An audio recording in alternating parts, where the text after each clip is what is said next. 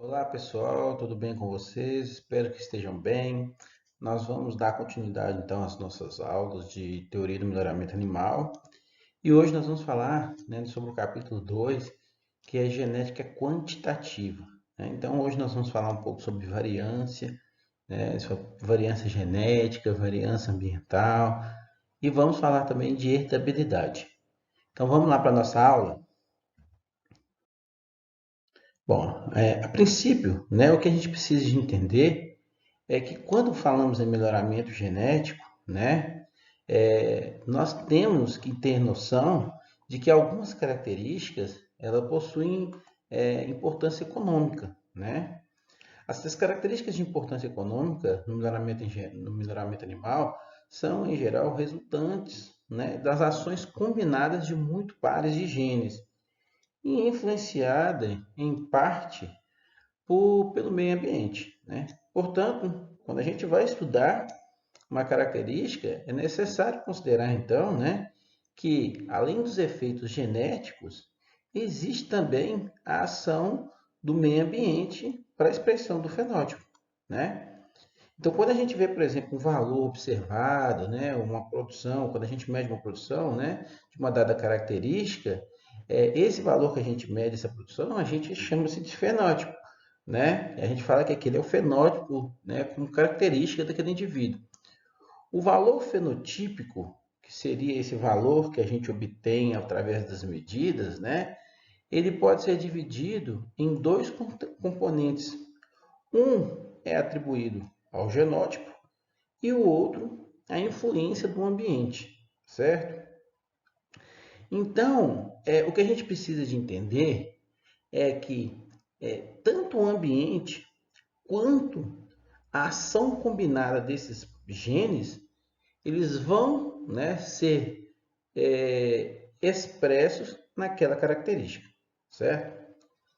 E aí uma outra coisa que a gente precisa entender também é que quando eu falo em expressão, em envolvimento do ambiente na expressão genética de uma dada característica, eu estou falando de características quantitativas.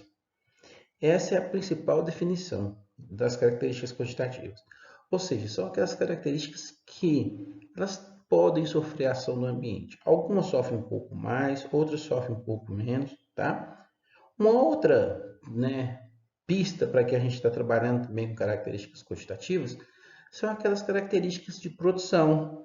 Essas características normalmente são reguladas por muitos genes.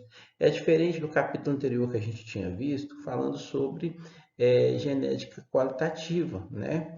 Que é aquela genética de populações, que são características reguladas por poucos genes. Um, dois, três, quatro genes no máximo, cinco, né? Aqui não, aqui eu tenho um volume muito grande, né? Só da produção de leite, por exemplo, estima-se que tem mais de 20 genes relacionados à produção de leite do animal. Então aqui a gente começa a trabalhar esse entendimento, né, essa ideia de como funcionam essas características, ok? Uma outra importância que a gente tem que falar sobre essas características, né, um dado importante, é que essas características elas normalmente seguem a distribuição normal. É aquela distribuição lá na estatística em forma de chapéu que a gente fala, tá certo? Onde a maioria, a média dos indivíduos vão estar lá, né, na parte mais alta daquele chapéu, mas eu vou ter indivíduos que estão tanto do lado esquerdo quanto do lado direito, que serão aqueles que terão menores produções ou maiores produções, tá certo? São né, alguns exemplos de que estamos tratando, né, ou trabalhando com características quantitativas, mas o mais importante dela é que elas sofrem ação do ambiente, ok? Bom, então, se a gente imaginar que o fenótipo do indivíduo ele é dado, né, por essa porção que a gente chama de genótipo e uma outra porção que a gente fala que é o ambiente, né, e aí representado aqui, deixa eu só pegar meu apontadorzinho aqui, representado aqui, ó, então eu tenho aqui o fenótipo, né, lógico, está em P porque é em inglês, né, então essa é a equação fundamental lá da genética. Então, o fenótipo, ele é uma porção da parte que a gente chama de genótipo, ou do valor genotípico de um indivíduo, quando eu meço, né, o valor fenotípico, mais o valor ambiental ou o ambiente. Tá? Então, essa é a porção disso. Né? Então, se a gente imaginar isso aqui como fosse um animal, né? Eu até brinquei aqui, tentei representar um animal aí, imagine-se como se fosse né, um suíno, um bovino, por exemplo. Se eu vou lá e pego, por exemplo, uma característica que a gente sabe que tem, né, que é uma característica quantitativa, como por exemplo, o peso do animal, a gente sabe que parte daquele peso que aquele animal apresenta é graças ao valor genotípico que ele tem, ou seja, graças aos genes que ele tem, que ele herdou lá dos seus pais, certo? Aquela capacidade genética que ele vai ter para aumentar o peso. Mas parte também está envolvido o ambiente, a ação do ambiente conjunta com esses genes combinados e que vão dar àquele indivíduo aquele aspecto, tá? Mas isso aqui ainda, principalmente essa parte aqui do valor genotípico, a gente ainda pode detalhar um pouco mais. Bom, então a gente sabe que aquele valor genotípico que a gente tinha visto, ele pode ser dividido como, né, o valor genético aditivo, né? Esse valor genético aditivo, ele tem a ver em si com os genes que propriamente estão atuando naquela característica, né? O que a gente chama de valor genético aditivo, porque esses genes estão em aditividade. Aqui eu não estou considerando um gene só, são vários genes, é uma característica relacionada com muitos genes. Se ela tem muitos genes, esses genes, como que eles se expressam? Em combinação. Então, quando eu vejo aquele valor, né, um valor lá de peso, por exemplo, do animal, eu sei que aquele valor foi obtido pela adição de cada um dos valores de cada um daqueles genes. Cada gene ele tem o seu valor, né, o seu valor importante. Então, quando esses genes se juntam em conjunto, né, eles fazem esse conjunto, é que eles vão se expressar e aí você vai ter o valor daquela característica, certo? Por isso que a gente chama de valor genético aditivo, porque eles estão em aditividade, tá? Então, aquela porção, ela é dada pelo valor genético aditivo, certo? Pelo desvio da dominância. Esse desvio da dominância, ele tem a ver com os tipos de dominância que os genes podem sofrer. Então, a gente tem lá, né, só para a gente lembrar, né, nós temos lá a dominância completa, a ausência de dominância, né, a dominância incompleta, certo? Então, ou mesmo a teoria da sobredominância, né? Então, os desvios, né, os valores que estão intrínsecos aí, também vão agir para compor aquela parte do valor genotipo. E se eu estiver trabalhando com mais de um óxido, eu ainda tenho a ação da epistasia, tá certo? Que pode atuar, né? São dois genes atuando numa mesma característica que um gene pode regular o outro, tá certo? Então, esses três indivíduos aqui, o valor genotípico aditivo, o valor devido ao desvio da dominância e o valor da epistasia, esses três vão se compor para formar aquele valor genotípico que a gente viu. E lógico, o ambiente está aqui, né? Não vai deixar de existir, o ambiente sempre vai estar influenciando, tá? Então, se a gente imaginar um animal em termos de produção, ele é dividido nessas três coisas. O que o animal consegue passar efetivamente para os seus descendentes, né? Para a sua progênie? Quando eu tenho um animal superior, por exemplo, quando eu compro o sêmen de um animal superior, o que ele realmente passa para os seus indivíduos? Ele passa essa parte do ambiente? Claro que não, né? Ele não passa a parte do ambiente. O ambiente vai depender daquele ambiente que o filho dele vai, né, ser submetido. E quando a gente fala em ambiente, a gente não está falando só em parte de clima, não, tá, pessoal? Mas, por exemplo, a gente considera que a alimentação como um ambiente, né, o manejo é uma parte ambiental, tá certo? O clima, logicamente, né? O tipo por exemplo, de sistema de criação que o indivíduo vai ter, se é confinado, se é semi-confinado, se é a pasto, ele também está sob ações do ambiente. Isso tudo aqui é composto do ambiente. Isso aí eu passo geneticamente para o animal. Isso vai depender de qual ambiente ele vai estar, né? Eu também não passo epistasia nos indivíduos, porque a epistasia é uma combinação gênica dentro do animal. Então, vai depender dos genes que ele vai receber da mãe, com os genes que ele vai receber do pai, para que haja essa ação dessa epistasia. Então, a epistasia eu não transmito também, certo? Então, quando eu compro um sêmen de um touro, né, não vem naquele sêmen de um touro as ações da epistasia, né? O desvio da dominância funciona exatamente igual a da epistasia também. Só que aí é dentro do locus, né? A epistasia é fora locus, o desvio da dominância é dentro do próprio locus. Aí dentro do próprio locus vai depender também de quais alelos esse indivíduo vai receber. Se ele vai receber um alelo grande, se ele vai receber um alelo pequeno, tá? Isso também, você não passa esse valor do desvio da dominância para o indivíduo. Você passa os alelos e aí ele vai, né, de certa forma, receber os alelos da mãe e do pai e vai formar o seu próprio valor de dominância. Mas o valor genético aditivo, esse sim, esse efetivamente são os genes que você passa para os seus filhos, né? Ou os genes que um determinado animal superior passa para os filhos dele, né? Para sua progênie, tá certo? Então aí sim, o valor genético aditivo é efetivamente o que a gente quer, o que a gente procura, porque esse valor genético aditivo é que é passado, né, para os seus descendentes, né? Lógico que esse valor genético aditivo, quando a gente obtém um valor genético aditivo do animal, ou seja, quando eu limpo tudo isso aí e acho um valor genético aditivo, eu tenho que levar em consideração que o indivíduo só vai receber a metade dos genes, né, daqueles alelos, não é isso? Porque a outra metade virá da mãe. Então a gente sempre, né, o valor genético aditivo, nós vamos falar isso um pouco mais na frente, mas já estou só antecipando a ideia agora, que o valor genético aditivo a gente sempre vai considerar ele como metade, ok? Justamente porque ele passa como a metade, né? Mas isso não é assunto para agora não, vamos deixar um pouco mais para frente. Bom, um outro conceito importante do melhoramento animal é resultante, então, da variação existente entre os valores fenotipos observados, que também é devido, em parte, à variação do meio ambiente em que os animais foram criados. Bom, o que eu estou querendo dizer? Quando eu observo uma produção de leite de uma vaca, por exemplo, em um dia, uma vaca que produziu, sei lá, 27 litros de leite naquele dia. Parte daquela produção de leite é devido aos genes, à ação combinada desses genes, certo? Que fez com que ela produzisse aqueles 27 litros de leite. Mas uma parte foi devido ao ambiente. É fácil provar para você que o ambiente é importante.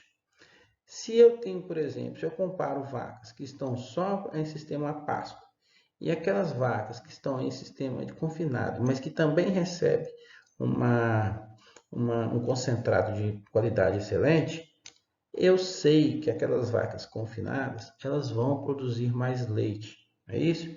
Parte porque elas estão em confinamento, parte por causa do tipo de alimentação que elas estão, né?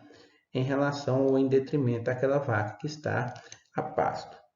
Essa diferença na produção de leite é devido ao ambiente, né? Então, quando eu vejo aquela produção de leite do animal que eu falei agora, de 27 litros, parte daquilo lá é de efeito genético, mas parte é de efeito ambiental. Eu não consigo, de antemão, olhar aquela produção de leite e falar, 25 aqui litros foram, né? Ou, por exemplo, 20 litros foram devido à genética e 7 litros foi devido ao ambiente. Isso é impossível a gente fazer esse tipo de cálculo, né? Mas eu consigo trabalhar em termos de variância. E aí, trabalhando e entendendo que isso aí faz parte como uma variação, né? Que essa variação dos dados é dada pela variância lá da estatística, eu consigo decompor essa variância, né? A variância fenotípica, ela então pode ser expressa principalmente de que forma? Ela pode ser expressa como a variância do genótipo mais a variância do ambiente. Igual aquela equação fundamental que a gente acabou de ver lá, onde o fenótipo é o genótipo mais ambiente, né? Se a gente entender que aquela equação lá, né, que a equação da variância fenotípica, ela é igual, exatamente igual à variância, desculpa, a equação fundamental do fenótipo, a gente entende que a variância genotípica, ela pode ser dividida também naqueles mesmos três componentes.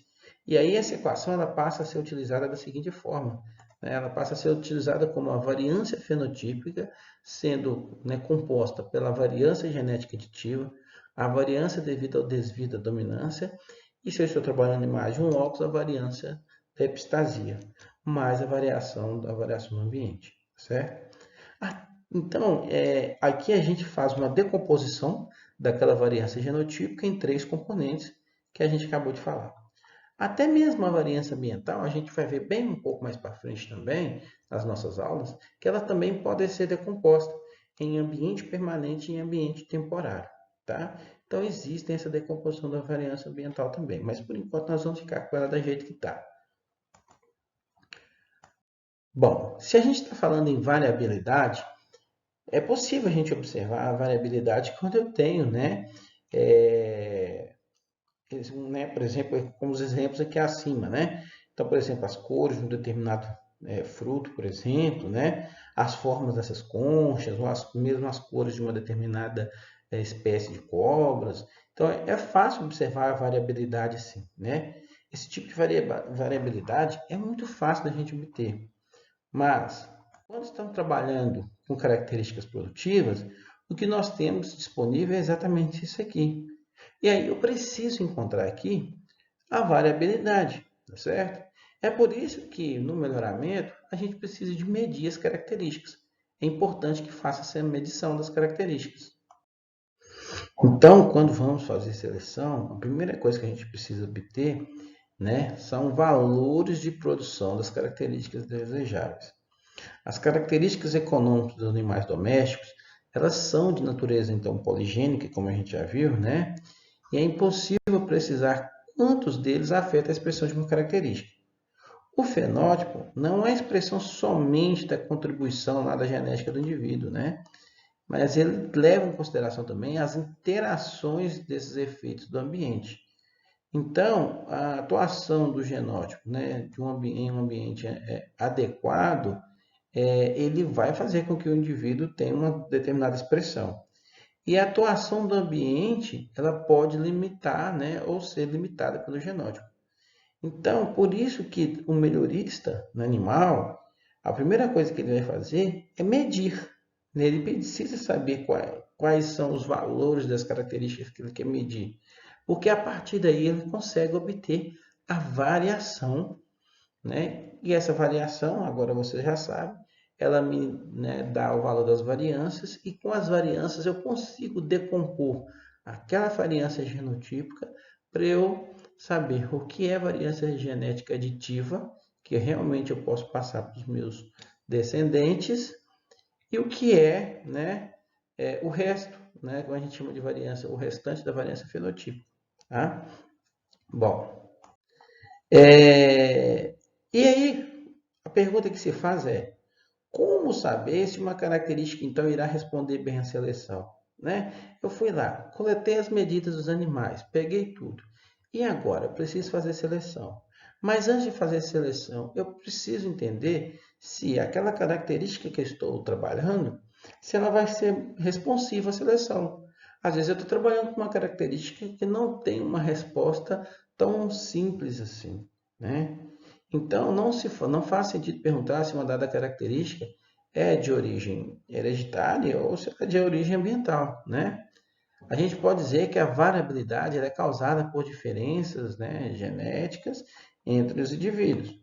Mas quanto maior o efeito do ambiente, menos, né, exata será a estimativa do genótipo do animal.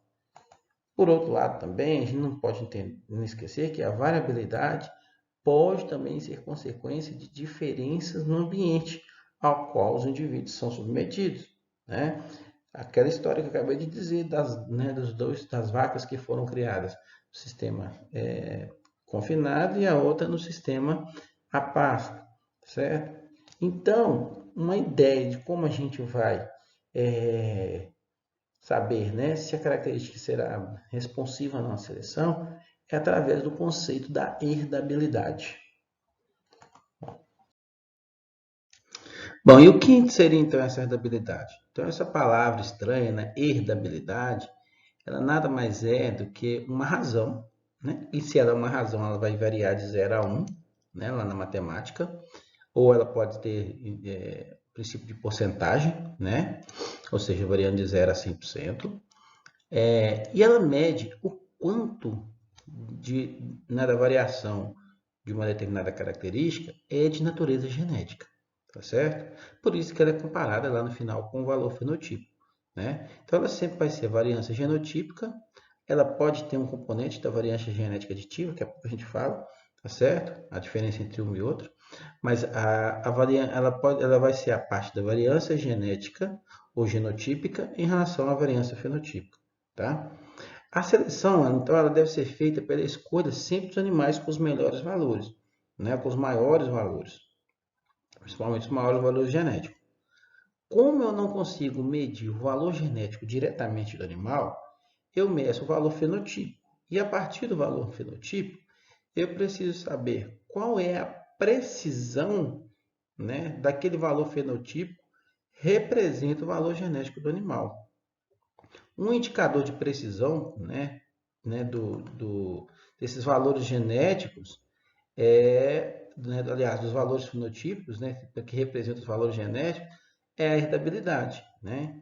Então, em termos estatísticos, a herdabilidade ela representa a proporção hereditária da variação fenotípica, ou seja, a fração da variação fenotípica que é transmitida ao descendente. Por isso a importância dela, tá? Então, essa característica de herdabilidade, talvez essa medida, talvez a medida mais importante aí do melhoramento, né? Ela vai definir se uma característica ela é altamente herdável ou não, e a partir disso eu consigo também obter estratégias de seleção para aquela determinada característica.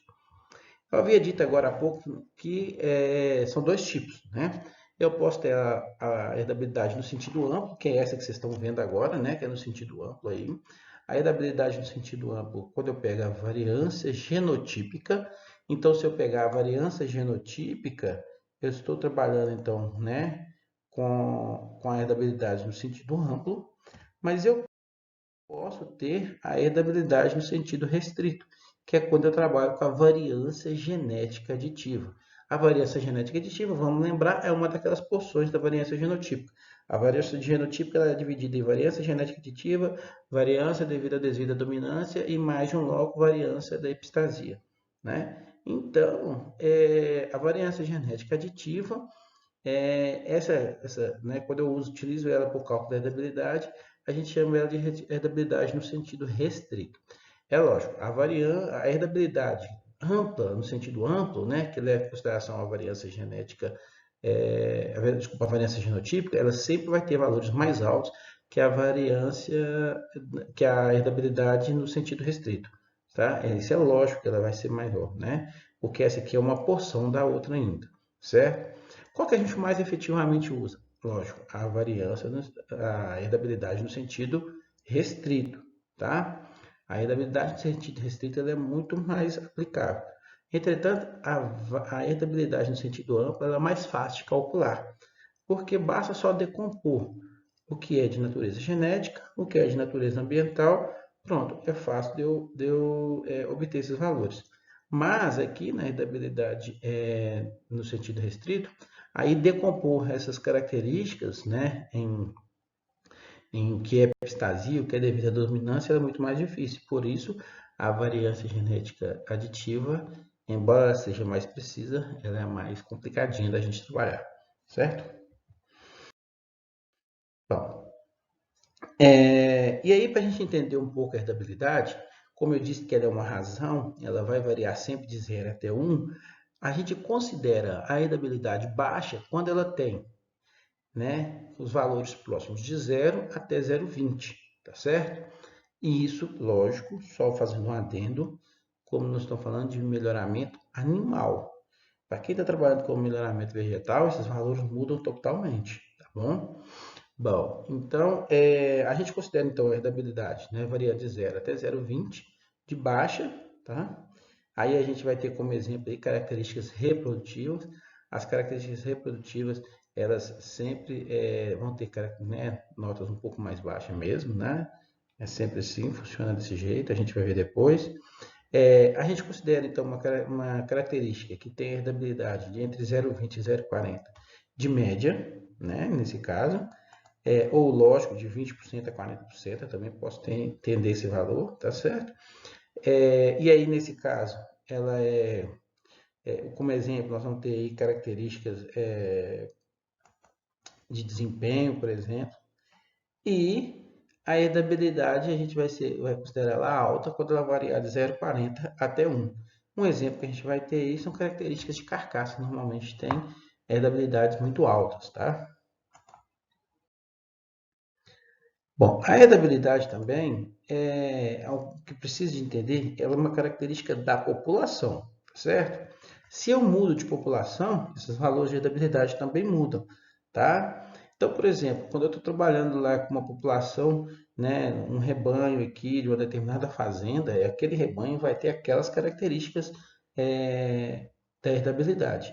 Isso é muito fácil da gente lembrar, a gente ainda trabalha lá no conceito de genética de populações. Lembra quando a gente falou na genética de populações que aqueles valores, né, daqueles genes lá, que eles principalmente quando eu falava lá da frequência gênica e genotípica, ela era daquela população, se migrasse indivíduos para dentro, ela alterava aquela frequência daqueles genes. Por isso que a heredabilidade é uma característica também da população, tá? Quando a heredabilidade possui valores baixos, a gente sabe que grande parte da variação da característica é devido a diferenças ambientais entre os indivíduos. Quando a herdabilidade é baixa, significa que, vamos só tentar entender em termos de matemática. Se a herdabilidade é baixa, significa que o componente da variação genética ou da variação ambiental é um pouco mais baixo, e se ele é baixo, significa que o ambiente é mais alto. Como o ambiente é mais alto, significa que aquelas características, aquela característica então, que tem a heritabilidade baixa, ela está sofrendo ação maior do ambiente. A diferença entre os indivíduos é dada pelo ambiente, né? Bom, quando a heritabilidade ela é alta, a gente sabe que as diferenças genéticas entre indivíduos são responsáveis pela variação da característica variada. Ou seja, a diferença entre os indivíduos é dada pela variação genética. O que é importante isso, né? Por que isso é importante entender? Bom, quando a herdabilidade é baixa, eu tenho que ter uma estratégia de seleção. Quando a herdabilidade é alta, eu preciso ter outra estratégia de seleção. Mas não significa que por uma característica ser herdabilidade baixa ou alta, que ela não deve ser selecionada. Todas as características são passíveis de seleção.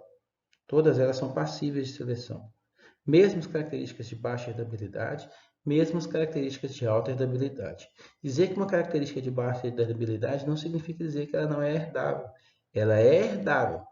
O que é importante entender é que eu preciso mudar a minha estratégia para fazer essa seleção mais efetiva, para que essa seleção tenha mais efetividade, tá? Mas ela pode ser selecionada de qualquer forma, tá? Quando a herdabilidade é alta, significa também dizer que a correlação entre o valor genético e o valor fenotípico do animal é alto, tá? Ou seja, eu quero dizer que quando a herdabilidade é alta, quando eu meço uma produção, né, por exemplo, de um animal, e eu vejo ali aquela produção de um animal ali, por exemplo, né, quando eu vou lá medir rendimento de carcaça, por exemplo, em um determinado animal, eu sei que grande parte daquele rendimento de carcaça é de natureza genética, por exemplo, tá? E isso é muito importante, porque são características que eu posso ter uma estratégia de seleção, por exemplo, uma seleção individual. Posso selecionar individualmente os indivíduos, certo? Bom, e a gente entendendo um pouquinho melhor essa herdabilidade, a gente já falou, ela varia sempre de 0 até 1, né? Se ela é considerada baixa, as diferenças ambientais são mais importantes, né? Se essa herdabilidade é média, as diferenças genéticas e ambientais elas se assemelham. E se a herdabilidade é alta, as diferenças genéticas elas sim são mais importantes. Então, por exemplo, se eu vou lá e pego um indivíduo, um bovino lá de 500 kg de peso, e vamos supor que para aquele indivíduo, naquela população, ela tem uma herdabilidade 0,50, aí quando eu for entender o que significa isso, não significa dizer que, como ele tem 500 kg de peso, 250 quilos foi de efeito genético e 250 quilos foi de efeito ambiental. Não significa dizer isso, tá? O que a gente está querendo dizer é que Uma herdabilidade 0,5 significa que 50% da diferença entre os animais foi de natureza genética, mas que 50% dos animais foi de origem ambiental. E aí a gente consegue, né, formar quadros como esses aqui, com os valores de herdabilidade, entendendo mais ou menos isso aí. Mas a primeira coisa que eles vão perguntar é assim, uai, professor, mas o senhor acabou de dizer que a herdabilidade é da população. Se ela é da população, como é que você consegue fazer quadros, por exemplo, dizendo que o peso ao nascer possui uma herdabilidade variando de 0,35 a 0,45? Eu consigo fazer porque vários indivíduos fizeram essas medições em várias fazendas ao longo dos anos. E aí, né, ao juntar esses dados, a gente verificou que essa herdabilidade ela tem essa variação aproximadamente de 0,35 a 0,45 aproximadamente, tá? Aí o que a gente não vai conseguir fazer sempre é definir, peso ao nascer, a herdabilidade vai ser 0,40. Isso nunca a gente vai poder cravar, porque ela vai variar de ambiente para ambiente, né? De fazendas para fazendas, por exemplo, tá? Então, mas eu consigo ter uma faixa de variação para a gente conseguir entender se aquela característica realmente é de natureza, né? De uma herdabilidade alta, ou se ela é de uma herdabilidade média, ou se ela é de uma herdabilidade baixa, né? Então, por exemplo, trabalhando aqui, observando aqui, a gente percebe que peso ao nascer, né? Pesa desmama, por exemplo, né? E habilidade materna são características de média herdabilidade. Elas estão variando ali, né, entre os 0,20 e 0,40 aproximadamente. Características de desempenho, né, a maioria delas. Quando a gente começa a trabalhar com características de carcaça, como lá, ganho de peso médio diário, peso ao abate, conformação de carcaça, maciez da carne, tá vendo? Peso adulto de vacas, são características normalmente de rentabilidades altas, porque são aquelas características que envolvem, né, a parte da carcaça do animal. E quando eu trabalho com número de serviços, concepção, intervalo de parto, por exemplo, são características de baixa habilidade, né? Variando até próximo de 0,20 aí, tá? Então, esse aqui é só um panorama para a gente entender. Igual a esse panorama, eu tenho, por exemplo, bovinos de leite, né? Então, com as características que a gente chama de alta herdabilidade, de média herdabilidade, de baixa herdabilidade. Eu chamo a atenção aqui, por exemplo, da produção de gordura e proteína, ela sua herdabilidade é alta, né? Mas também chama atenção, por exemplo, a produção de leite, que é de média rentabilidade aproximadamente, tá? São rentabilidades médias aí. Intervalo de parte, número de serviços por concepção, olha lá, baixa rentabilidade, né? Então, isso é muito comum a gente começar a prestar atenção, tá? Que algumas características, elas são de alta rentabilidade, outras de baixa rentabilidade e outras de média rentabilidade, né? Essas características de baixa rentabilidade significa que a ação do ambiente é muito alta sobre elas, mas elas podem ser selecionadas. Basta a gente mudar as estratégias. Professor, quando é que a gente vai aprender essas estratégias? Calma, lá no capítulo 3 nós vamos falar sobre isso, quando a gente vai falando sobre seleção, ok? Temos também provinos, então algumas características, notem de novo as características reprodutivas, né, sempre considerando baixas herdabilidades, as características de carcaça, por exemplo, né, de alta herdabilidade, com peso aos 112 dias aí, né, e as características de média herdabilidade, que são aquelas lá, né, de desempenho, lá, de conformação, ok? Temos também os suínos, então em suínos nós vamos ter também as suas características, né, número de leitões nascidos vivos, número de peso de leitegada, desculpa, peso de leitegada não, tamanho de leitegada, são todas características de baixa habilidade também, né? E para aves, né? Aves também nós vamos ter essa mesma situação, ou seja, algumas características aqui de baixa habilidade, de média habilidade e de alta habilidade. Chama atenção aqui para a cor da casca, olha aí, ó, habilidade extremamente alta, né? Peso corporal também, habilidade considerada alta. Profundidade corporal também, né? Eu trabalhei, por exemplo, no meu mestrado, com características reprodutivas, né? Produção de ovos, por exemplo. A produção de ovos é baixa a herdabilidade, né? Variando ali 0,12, 0,20 no máximo, né? Então são características de baixa herdabilidade. E trabalhei com peso do ovo e massa de ovos, né? Que são características já de média herdabilidade, por exemplo, certo? Bom, talvez vocês possam estar pensando assim, professor, e como que a gente calcula essa herdabilidade? Bom, esses cálculos da herdabilidade nós vamos ver depois de uma outra aula, como a gente obtém esses valores. A princípio, a aula de hoje era só simplesmente para a gente conhecer como funciona essa herdabilidade, ok? Bom, pessoal, então a gente fica por aqui, né? A gente para a nossa aula por aqui. Convido vocês a acompanharem as nossas aulas. Nas próximas aulas a gente vai falar sobre também correlação, sobre repetibilidade e como calcular essas características aí, né, que são os parâmetros genéticos, né, de uma população. Até mais, um abraço e muito obrigado.